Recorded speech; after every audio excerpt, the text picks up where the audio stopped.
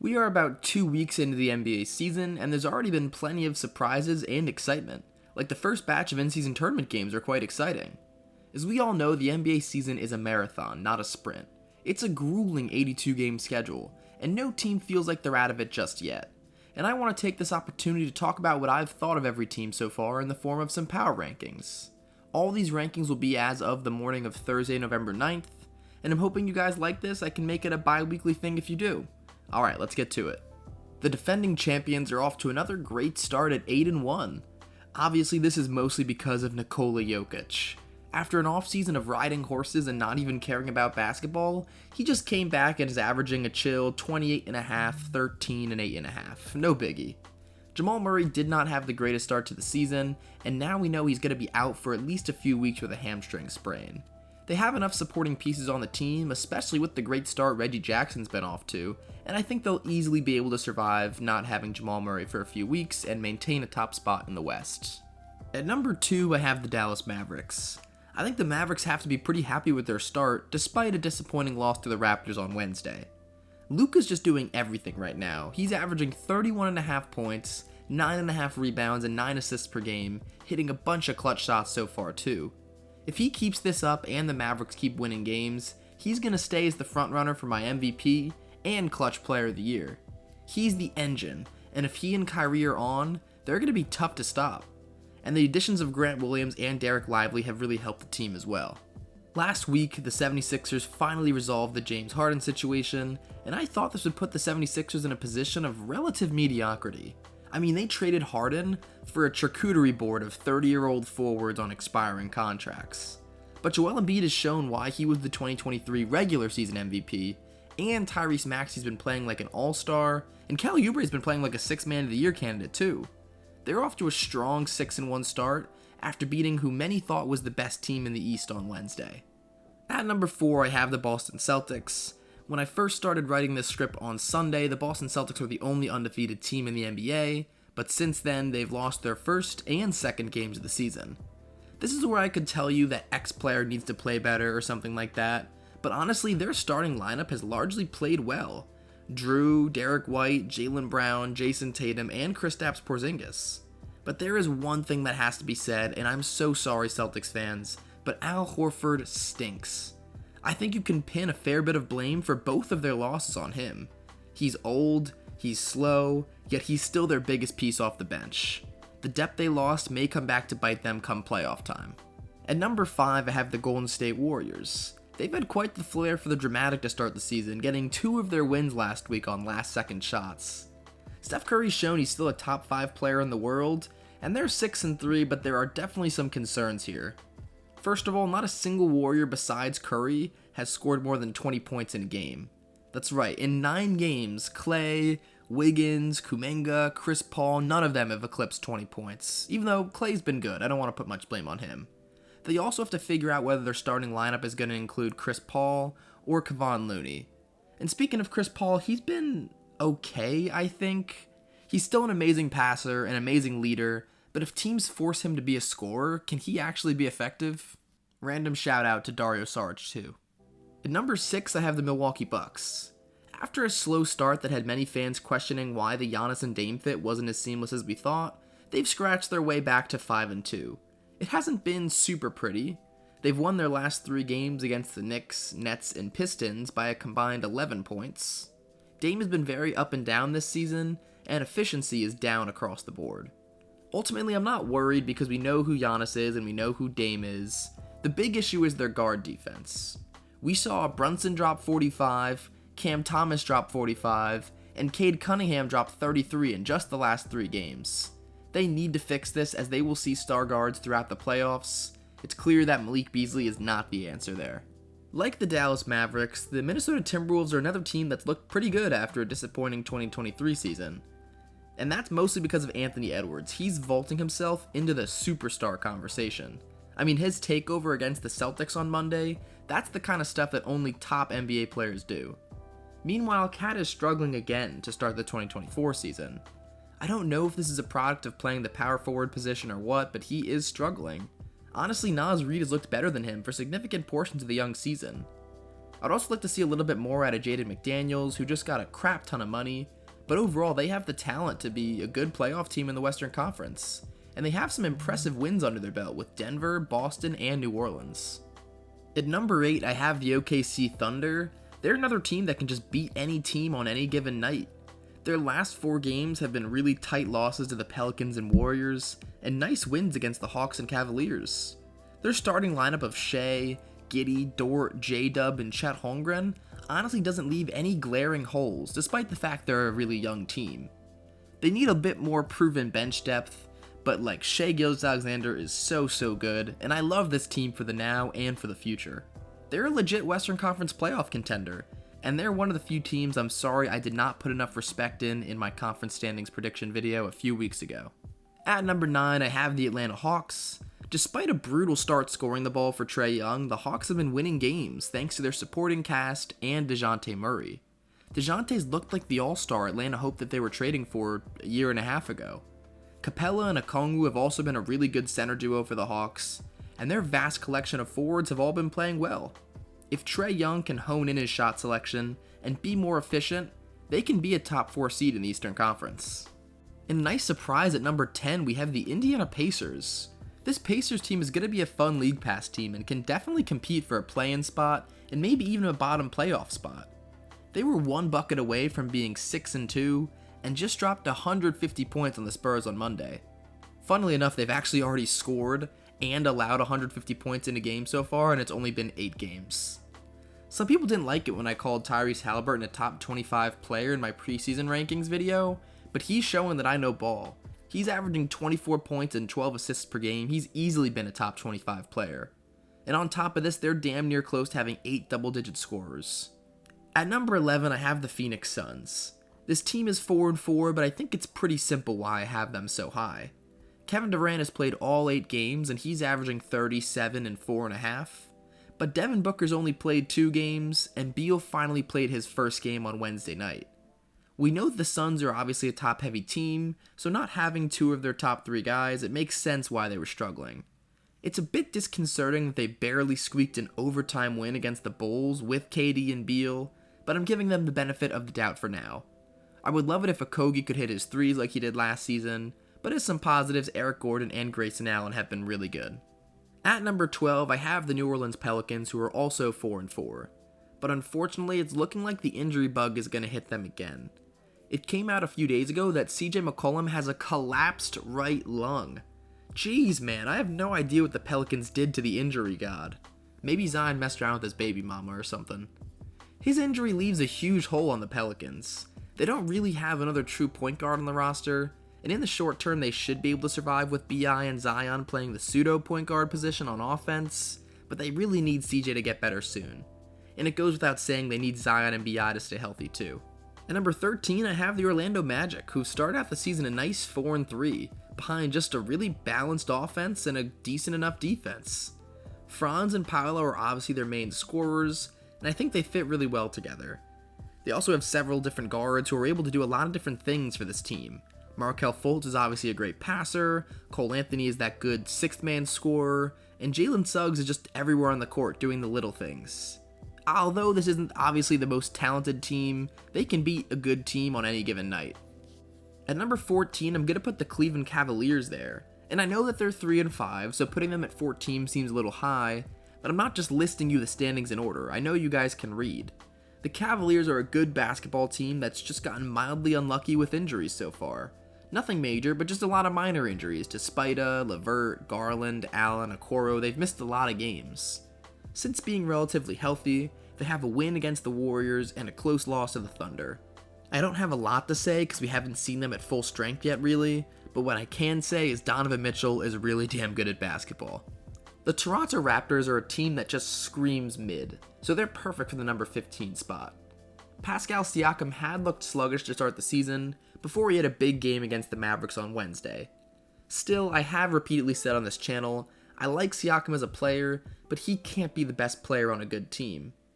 The Raptors are being aided by the fact that Scotty Barnes is on a tear to start the season, averaging 23 points, 10 rebounds, 6 assists, a steal, and 2 blocks per game. And Dennis Schroeder's also been a great pickup for them too, mostly replacing the production of Fred VanVleet so far. It feels like they're kind of operating at top capacity right now though, and they're going to beat some good teams like the Mavericks, they're going to lose to some bad teams, and I think they're just going to be a mid team. At number 16, I'm going to go with the Houston Rockets, who are 4-3, and there are some real positives here. Sengun has been a great offensive player. Dylan Brooks has been surprisingly good. Like 16 points on amazing efficiency, that's very unlike him. Jabari Smith Jr. is shooting better, and Jalen Green is starting to come into his own as an elite scorer. Unfortunately, Fred VanVleet looks like the inefficient player he was in 2023, not the all-star he was in 2022, and ultimately I think that that's what could cost them a playoff spot this year, but it looks like a great development year for Houston. As a fan of the New York Knicks, I just have to get used to the fact that our season is a roller coaster, and I'm a little kid that's simultaneously laughing and screaming bloody murder. Jalen Brunson started the season off slow, before having a breakout 45 points in their loss against the Bucks. RJ Barrett has really improved his game over the offseason, shooting much better from deep. Emmanuel Quickley is again a 6th Man of the Year candidate, and honestly, Mitchell Robinson's a Defensive Player of the Year candidate so far. The problem is Julius Randle. He's had some good spurts, he has a unique skill set, but he just can't be shooting 30% from the field, taking these dumb baseline fadeaways, and giving lackadaisical effort on defense. I have been and want to continue to be a Randle supporter, but it feels like he's the one holding the Knicks back from a higher ranking. At number 18, I have the Miami Heat. They're off to an okay start, but there are serious concerns with them. This 4-4 start has not been pretty, with close wins over the Wizards, Lakers, and Grizzlies getting them out of a 1-4 hole. And they've done this even though Tyler Hero and Bam Adebayo have looked like all-stars. And worse for them, Tyler Hero, who is averaging 25, 5, and 5, is going to be out a couple of weeks with an ankle injury. Emo Jimmy needs to get the knife out of his hand and start playing like the top 15 player we know he can be. This team is just not good enough for Jimmy to coast in the regular season again. The other glaring problem is that they're just complete lack of depth. After losing Max Strus and Gabe Vincent this offseason, they're consistently trotting out guys like Haywood Highsmith, Josh Richardson, Orlando Robinson, and Thomas Bryant for over 15 minutes per game. At number 19, I have the Brooklyn Nets, who I also think are going to be a fun team to watch on League Pass this year. Cam Thomas is a walking bucket, Mikal Bridges is a great two-way player, and they have 4 other double-digit scorers. And hey, even Ben Simmons hasn't been a total negative so far this season.